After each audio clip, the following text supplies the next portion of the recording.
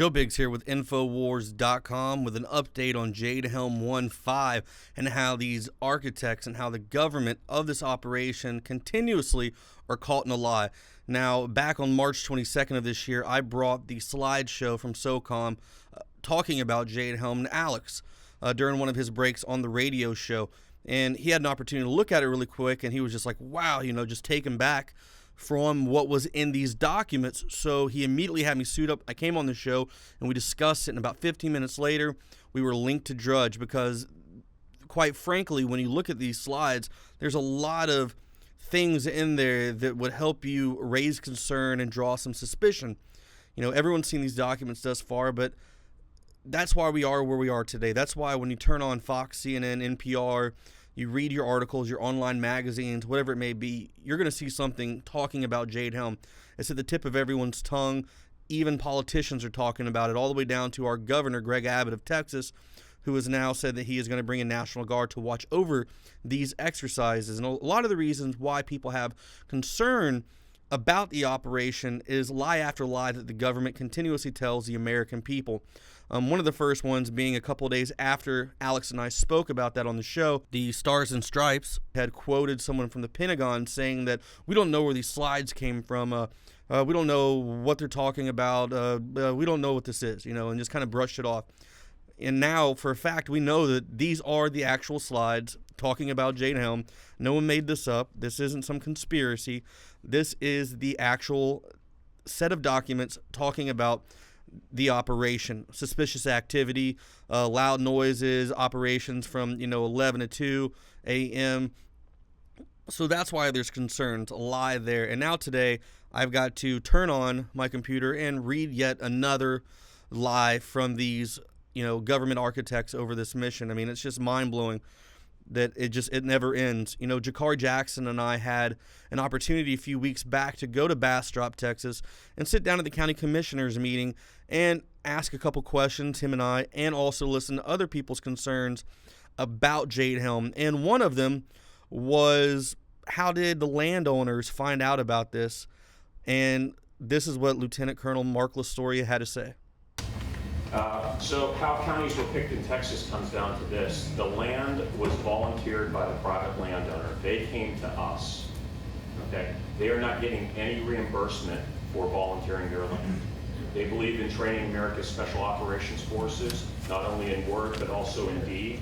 And that's how these counties were picked. So there you have it. Lieutenant Colonel Mark Lastoria says that the landowners, the private citizens of that property, came to the government and asked for them to please conduct these missions on our property. Please send in the helicopters and the Humvees to our land. We want that. We need that.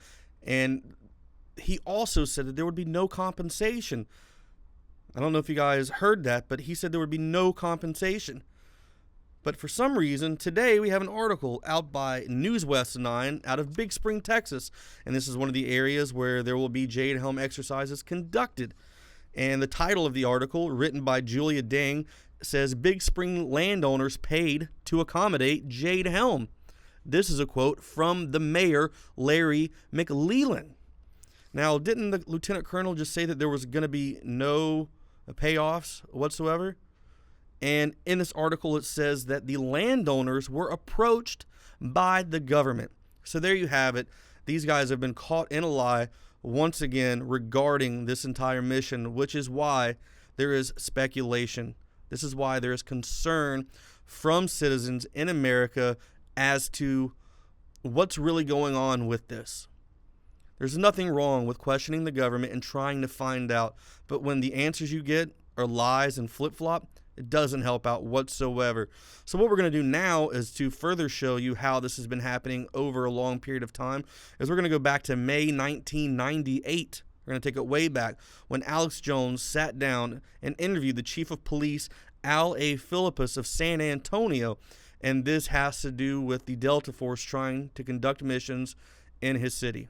You're about to see an interview we conducted in mid-May in 1998 with the Chief of Police of San Antonio, Texas, Chief Al A. Philippus.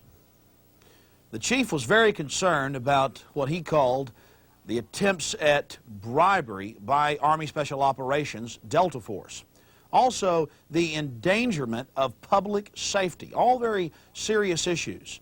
This interview is a watershed event because, as far as we know, this is the first time that local law enforcement, local police leadership has actively stood up against Bill Clinton's new military. What were your major reservations in asking the mayor to tell them that y'all didn't want them to train here and to cease training here? Well, a lot of things happened. First of all, the organization came into the city and never really approached the city as a whole. We've gotten together with the mayor and said we need to speak to all these different departments and request some assistance. The fire department was contacted by different individuals, so there was never any coordinated approach to the city of San Antonio. When we found out of that, we had some reservations, but we were willing at least to listen. But then we started finding out that discussions were happening at other different levels, and there was no communication, no coordination between that. We also found out that leases had been negotiated with private business people throughout the city to utilize their vacant buildings without any coordination with the police department, because we were originally told there were probably going to be a couple of locations, and later on we find out that there's 12 locations. And yet we were never brought into this at the beginning. I heard it quoted that the mayor said that he didn't appreciate the dishonesty of the Delta Force. I was curious. We called the mayor's office, and they, Jackie O'Donnell, I believe is her name, she told us that you were the mayor's spokesman on this. Can you tell us exactly why the mayor would use such strong language and call them dishonest? Well, I think that there were various approaches. For example, when I originally said no several weeks ago, matter of fact, a couple of months ago, but no was never no, and then no was never no. End of runs were done around to various community leaders. I had someone... Excuse me, sir, you're saying that they ignored the police chief, and under our Constitution, you're the same as the sheriff, and you run the city or the county? You're telling me that Delta Force was ignoring your order? Well, I don't want to say they ignored it, but in a roundabout way, yes, because what they would do, once I said no, they went to various individuals in the community to bring pressure to bear to get me to change my mind. So they identified somebody, apparently, that I know that's very high in the community to make an approach to me and get me to change my mind. Well, then, when we said no, then some elected officials were contacted to bring pressure to bear. And then offers were made to give money, cash money, to elected officials' charities if they could get us to change our minds. I mean, you know, as one of my deputy chiefs said, in some circles that's called bribery. Well, it is called bribery, but more importantly, it's called manipulation of the constitutional system and the takeover of local police departments.